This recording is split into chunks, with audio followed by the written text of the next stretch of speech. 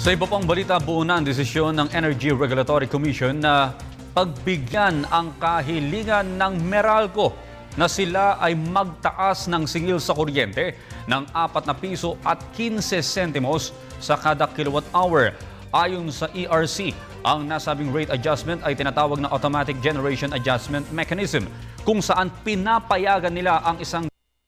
utility katulad ng Meralco na magpataw ng pagtaas sa singil upang mabawi ang mga generation charges at losses nito.